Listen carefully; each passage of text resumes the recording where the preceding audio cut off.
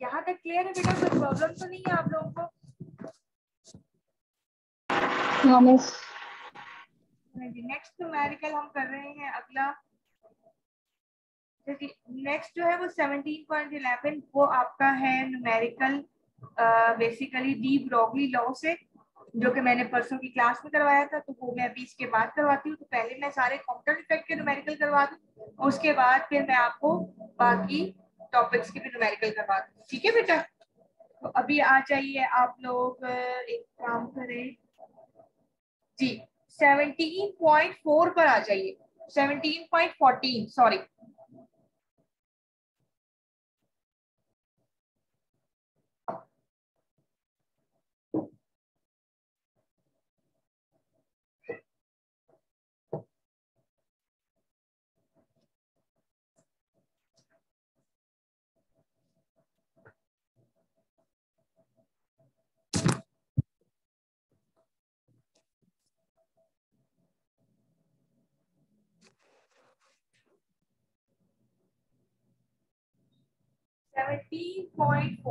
Problem number आपकी है। सवाल में देखिए क्या कह रहे हैं कि x-ray of wavelength lambda are scattered from a carbon block at an angle of 45 degrees centigrade with respect to the incident beam. Find the shift in wavelength. ठीक है भाई, मैंने पढ़ाया था, आज मैंने उनको बताया था कि चेंज इन लैम्डा जो है वो बेसिकली क्या कहलाता है आपके पास।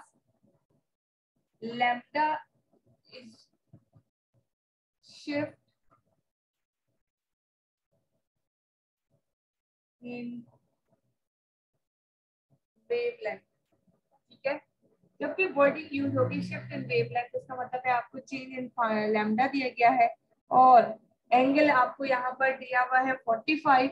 और देखिए आपको और क्या दिया गया है कि क्या कह रहे हैं कि x-ray of the wavelength lambda are scattered from a carbon block at an angle of with respect to the find the shift in wavelength. आपको जो है वो लैम्डा जो है जो दिया गया है वेवलेंथ का, वो ऑलरेडी लैम्डा ही दिया हुआ है आपको, लैम्डा 1।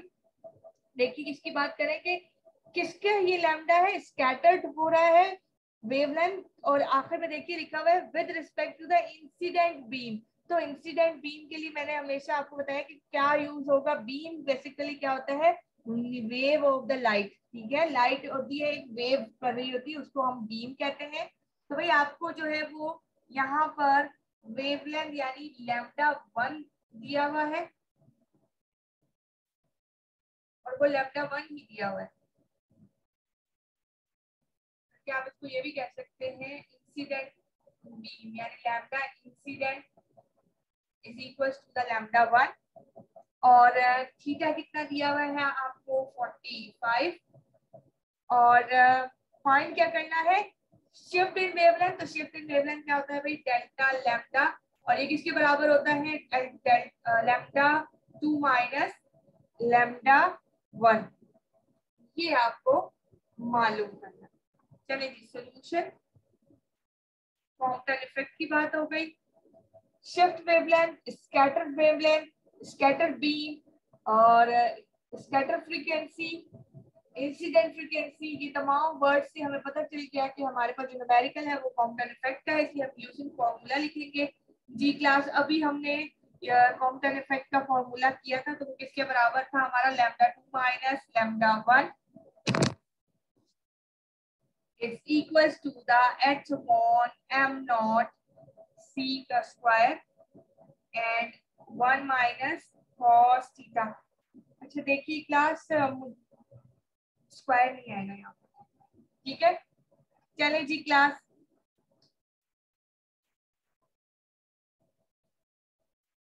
यूज करिए इसको और इसमें वैल्यूज को पुट कर दीजिए। मुझे बताइए h की वैल्यू कितनी है, 6.63 10 raised to power -31 kg। और मास रेस्ट किसके बराबर होता है, 9.11 10 raised to power।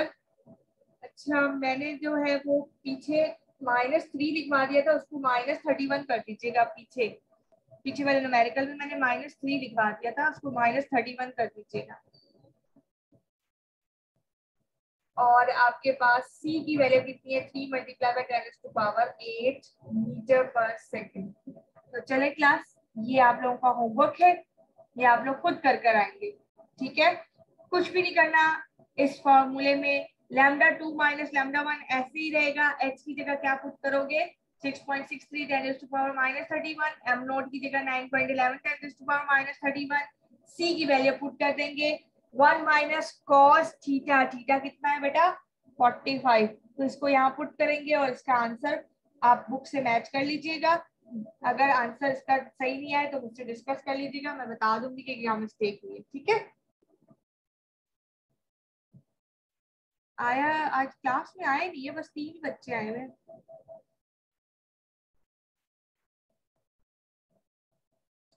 ओके चलें, आखिरी है इस टॉपिक का, ये मिटा दूं मैं।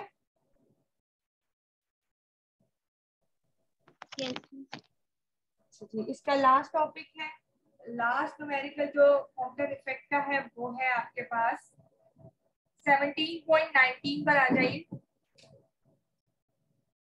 जी। 17.19 में कह रहे हैं कि x-rays are scattered from a target material, यानी मटेरियल कोई भी आपको गिवन हो सकता है।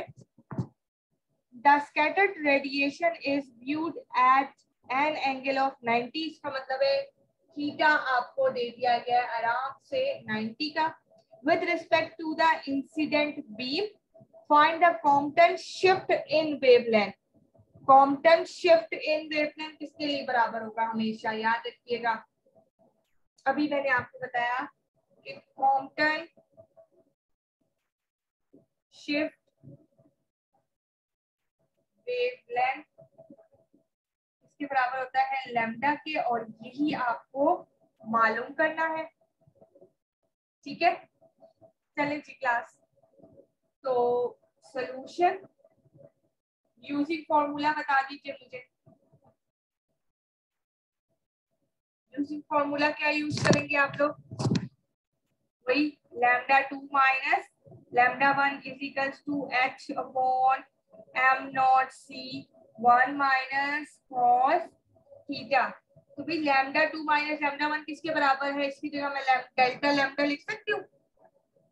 तो डेल लैम्डा की जगह लिख दिया h upon m nought c 1 - cos theta.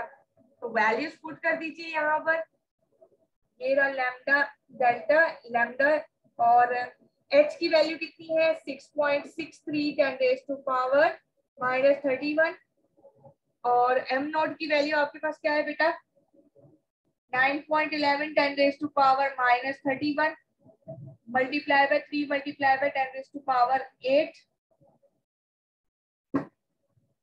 1 - cos angle कितना दिया हुआ है 90 का, वैल्यूज पुट करिए और डेल्टा लैम्डा का आंसर फाइंड आउट कर लीजिए,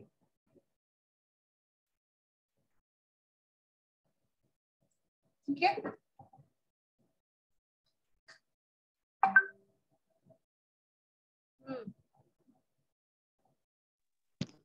मिस मेरा आंसर बुक वाला नहीं आ रहा। अच्छा क्या आंसर आ रहा है आपका, 21833 1.5038। अच्छा एक मिनट मैं वैल्यू, ये रहा 6.63 10⁻। मिस -34 है। -34 लिखा बेटा, वो 1 लिखा था मैंने, सही कर दिया। आप 9.11 को मल्टीप्लाई कर दो, या 11 इसका भी 1 ले लो तो ज्यादा सही रहेगा। 9.1 कर लो, इसको इसके साथ मल्टीप्लाई करो 9.1 10⁻31 मल्टीप्लाई बाय 3 मल्टीप्लाई बाय 10⁻8। इन दोनों को मल्टीप्लाई करके देखो क्या आंसर आ रहा है, वो आंसर मुझे बताओ। 2.73 एक्सपोनेंट -22। 2.7 आ रहा है। Yes miss. तो आप एक काम करें, आप इसका डेसिमल बढ़ा दें, 27 कर दे, 2 डेसिमल प्लेस कर दें, तो 27.7 3 × 10⁻⁻, अच्छा चलो आप वाली वैल्यू लिखते हैं पहले, बताइएगा 2.7 3 एक्सपोनेंट -22। एक्सपोनेंट -22, यही आ रहा है। cos 90 किसके बराबर होता है? 0 के। तो इसको 1 से मल्टीप्लाई करोगे तो सेम आएगा, इसको अब इसके साथ डिवाइड करो तो देखो क्या आंसर आ रहा है। अब बताओ आंसर क्या आ रहा है?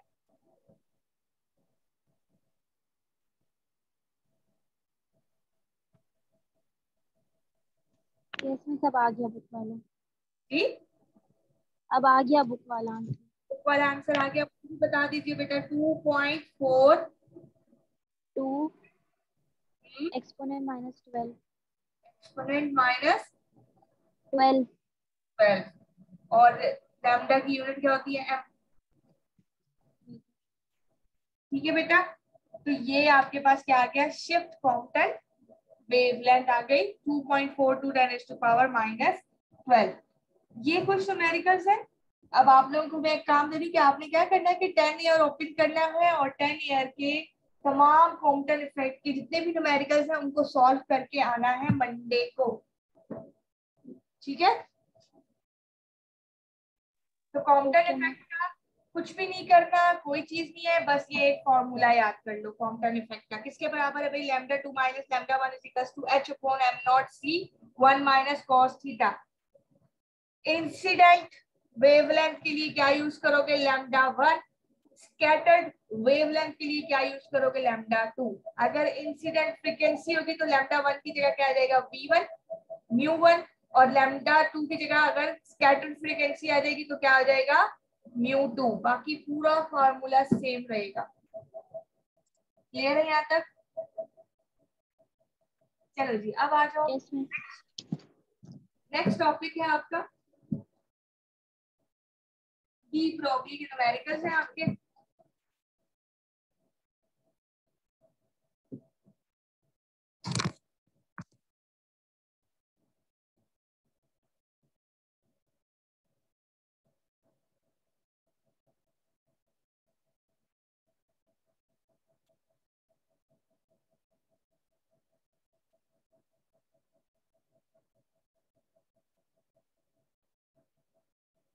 इसकी थ्योरी में एक्सप्लेन कर चुकी थी क्लास में, तो आज हम इसके न्यूमेरिकल्स कर रहे हैं। तो डी ब्रोगली वेव का फॉर्मूला क्या होता है? Lambda is equals to h/m⁻, और इसका दूसरा फॉर्मूला भी होता है lambda is equals to h/p, क्योंकि मोमेंटम किसके बराबर होता है? mv के। लैम्डा आपके पास क्या है? वेवलेंथ। h आपके पास है बेटा प्लैंक्स कांस्टेंट, मास, वेलोसिटी। ये क्या है आपके पास? मोमेंटम। ठीक है,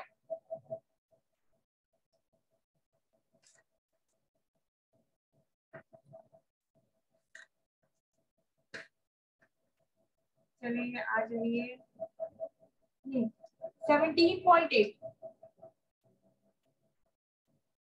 प्रॉब्लम नंबर 17.8।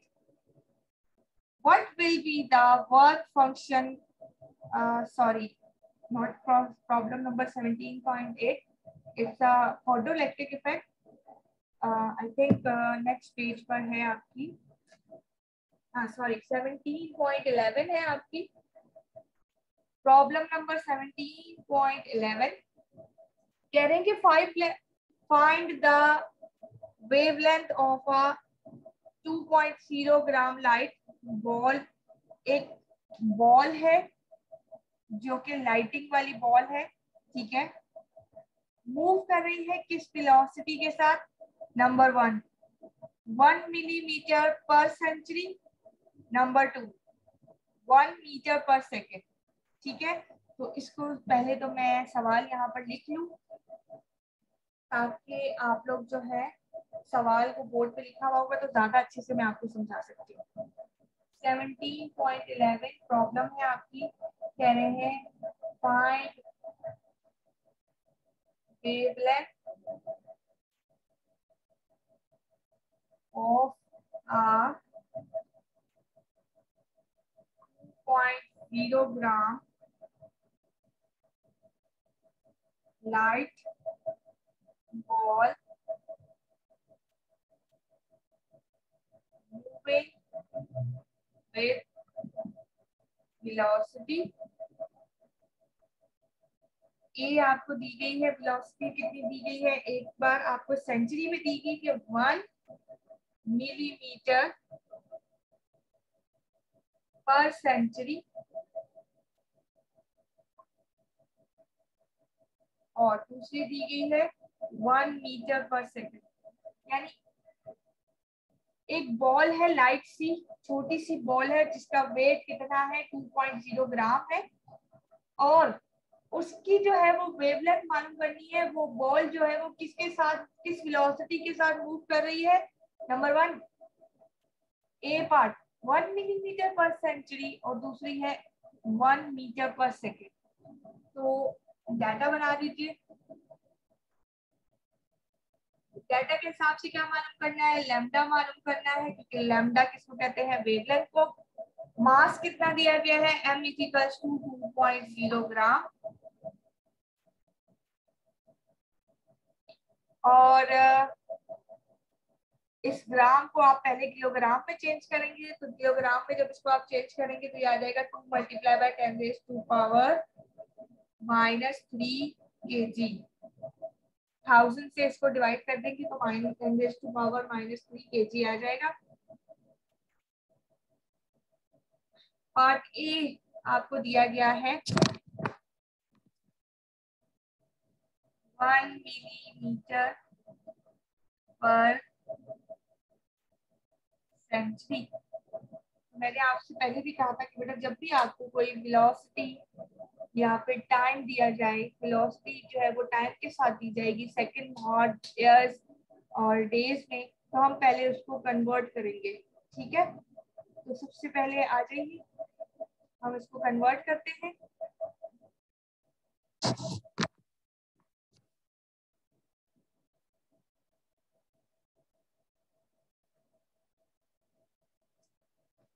पार्ट ए के हिसाब से वेलोसिटी बराबर है आपके पास 1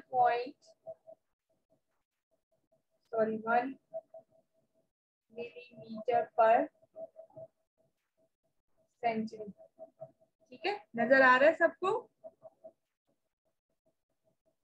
तो अब इस सेंचुरी को करेंगे, पहले तो मिलीमीटर से मीटर में करेंगे। तो जब आप इसको 1 को मिलीमीटर, समझे ये लिखा हुआ है 1.0 में लिख सकती हूँ ना, तो मिलीमीटर को पहले इसको मीटर में करेंगे तो मीटर में हमारे पास जो आंसर आ जाएगा वेलोसिटी का वो आ जाएगा हमारे पास 0.01 मीटर। फिर पर सेंचुरी है, तो पर सेंचुरी के हिसाब से आप इसको क्या करेंगे, v = 0.001। एक सेंचुरी में, एक सेंचुरी जो है वो किसके बराबर होती है आपकी 3.15 10⁻⁷। ये कांस्टेंट वैल्यू है आपके सेंचुरी की, यानी 1 सेंचुरी किसके इक्वल होती है 3.15 10⁻⁷ के। और सेकंड टाइम कितना होगा हमारा, देखिए मिनट्स वगैरह कुछ भी नहीं दिए गए, ना आर की बात कर रहे, तो हमारी एक सेंचुरी है 3.5 10⁻⁷, और सेकंड हम ले रहे हैं एक सेंचुरी में कितने वो अगर आप करें तो मुझे बताइएगा एक सेंचुरी में कितने वो गुजरते हैं साल। जी क्लास बताइएगा। एक सदी यानी 100 साल। 100 साल। पर सेंचुरी के हिसाब से यहाँ पे क्या आ जाएगा 100 मल्टीप्लाई कर देंगे। तो भाई इसको जब आप सॉल्व करेंगे क्लास, देखिए आपके पास इसका आंसर क्या आ रहा है, मेरे पास जो आंसर आ रहा है वो आ रहा है 3.171 10⁻⁻13 मीटर पर सेकेंड। ठीक है,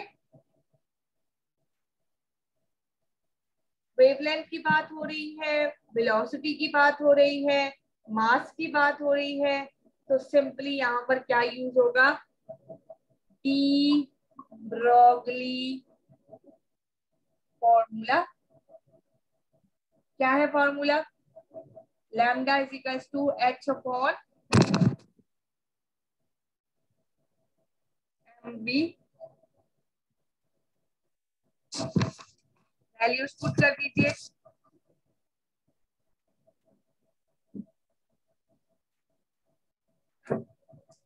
लैम्डा यही रहा, एच क्या है, प्लैंक्स कांस्टेंट, तो वैल्यू पुट करिए, शाबाश।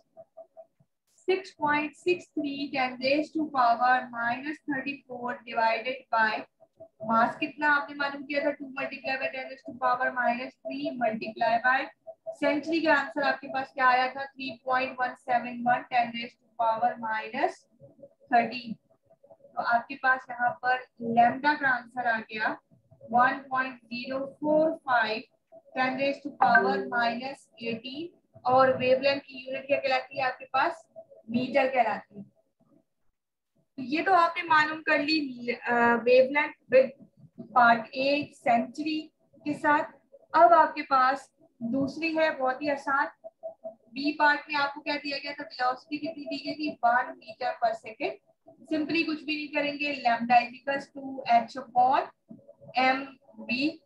Lambda is equals to H कितना आ जाएगा, 6.3 10 raised to power -34। मास कितना मालूम किया था, 2 multiply by 10 raised to power -3 multiply by velocity कितनी है, सिंपली आ गई 1। तो लैम्डा का आंसर आपके पास आ जाता है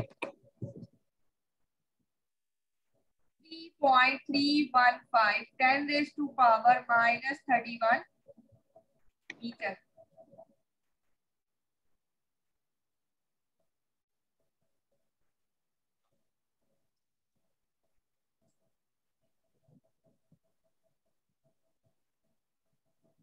कोई सवाल, कोई कंफ्यूजन? देखिए कैलकुलेशन आप लोग बाद में करते रहिएगा, अगर कोई प्रॉब्लम हो तो मुझसे डिस्कस कर लीजिएगा, ठीक है।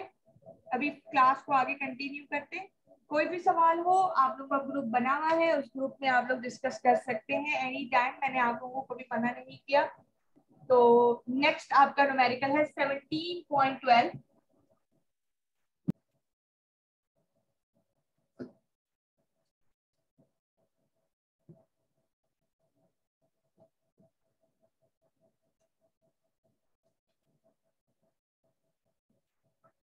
न्यूमेरिकल नंबर सॉरी प्रॉब्लम आपकी है 17.12। कह रहे कि an electron exist within a region of 10 raised to power -10 metre. Find its momentum, uncertainty and the approximate kinetic energy। Uncertainty का मतलब समझ फौरन ही आ गया कि भाई ये कौन सा प्रिंसिपल है, हाइसेनबर्ग का अनसर्टेनिटी प्रिंसिपल का न्यूमेरिकल है, और उसमें कह रहे हैं कि एक इलेक्ट्रॉन एग्जिस्ट कर रहा है within a region of the 10 raised to power -10 metre. तो भाई आपको ये क्या दिया हुआ है, डाटा एग्जिस्ट कर रहा है, यानी एक सिचुएशन, एक रीजन बना हुआ है, ठीक है, और उस रीजन में जो इलेक्ट्रॉन है उसकी पोजीशन क्या है। तो मुझे बताइए, मैंने क्या बताया था, अनसर्टेनिटी में पोजीशन के लिए क्या यूज करेंगे, डेल्टा एक्स, और ये कितना दिया गया है, 10 raised to power -10 metre position है इसकी। मीटर देखिए किसको शो करता है, तो मीटर किसकी यूनिट हो सकती है, डिस्टेंस की। तो मैंने आपको भी अनसर्टेनिटी प्रिंसिपल समझाया था, यहाँ से लेकर यहाँ तक किसकी पोजीशन यानी डिस्टेंस, और ये क्या कहलाती है, डेल्टा एक्स पोजीशन। तो वो ये कह रहे हैं कि एक रीजन में इलेक्ट्रॉन की जो पोजीशन डेल्टा एक्स है वो कितनी, 10 raised to power -10 मीटर। फिर आगे क्या कह रहे हैं कि फाइंड दिस मोमेंटम।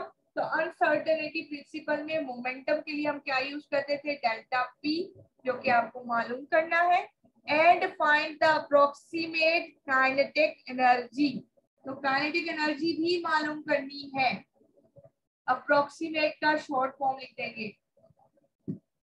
सॉल्यूशन सबसे पहले फॉर्मूला लिख लीजिए कि किसके बराबर है। मैंने आपको फॉर्मूला लिखवाया था डेल्टा एक्स। अच्छा जी, हम ग्रेटर देन और इक्वल की जो है सैम्पल को हम इस तरह से भी लिख सकते हैं कि delta P is equal and greater than is equal to the H cut. H cut आपको याद है, मैंने ये फॉर्मूला लिखा था और बाद में एच की वैल्यूज पुट की थी, तो दोनों तरीके से आप इसको पुट कर सकते हैं। ठीक है, चलिए जी, कांस्टेंट वैल्यूज भी यहाँ पर लिख देती हूँ कि एच की अपनी कांस्टेंट वैल्यू क्या होती है 1 पॉइंट। अगर आप इसकी वैल्यू पुट करेंगे किसके बराबर होता है एच, एच अपॉन 4 पाई। तो आप उसकी वैल्यू मालूम जब करेंगे तो आपके पास टोटल ओवरऑल आंसर किसके पास आ जाएगा 1.05 10⁻⁻34। तो एच की अपनी कांस्टेंट वैल्यू भी होती है जो कि किसके बराबर होती है 1.05 10⁻⁻34 के। तो अब डेल एक्स हमें मालूम है, एच भी हमारे पास कांस्टेंट वैल्यू है, डेल्टा पी हमें मालूम करना है। तो क्या करूंगी मैं क्लास, बताइएगा मुझे। मोमेंटम यहीं पे रह गया, ये यहाँ आ गया, और क्योंकि ये ग्रेटर देन और इक्वल भी था तो हमें तो इक्वल वाला आंसर निकाला है, तो हमने इक्वल की फॉर्म लगा दी। और अगर ये समझ नहीं आ रही तो मैं वापस आपकी पुरानी वाली सैम्पल लगा देती हूँ, ग्रेटर देन और इक्वल। तो मैंने इक्वल की साइन ले ली क्योंकि मैं दोनों यूज कर सकती हूँ, क्योंकि ये इसका मतलब ये कि ये दोनों चीजें इसके इक्वल भी है और ग्रेटर देन भी। तो भाई डेल्टा भी यहाँ रह रहा है, डेल्टा एक्स को वहां ले जाओ तो ये हो जाएगा एच अपॉन डेल्टा एक्स। अब मेरी बता, अब देखिए अब इसमें आप वैल्यूज पुट कर दीजिए। ये आ गया momentum is equals to delta P is equals to H की वैल्यू कितनी आई है 1.05 10⁻⁻34 डिवाइडेड बाय चेंज। आपके पास पोजीशन की वैल्यू कितनी दी गई थी 10⁻⁻10। तो मोमेंटम का आंसर आपके पास कितना आ गया 1.05 10⁻⁻24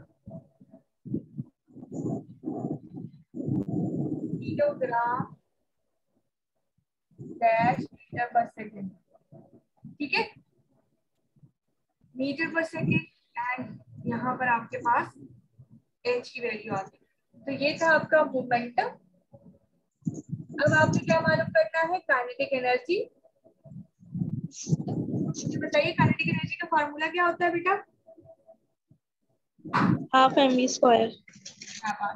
तो बस उसमें वैल्यूज पुट कर दीजिए और आंसर निकाल लीजिए।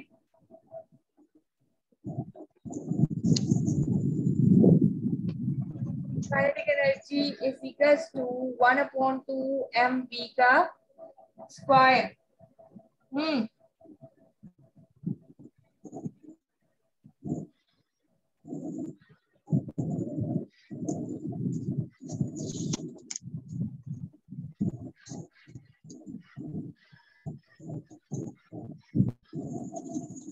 But we know that the mv is equals to momentum. Next, kinetic energy equals to 1/2 delta p का स्क्वायर।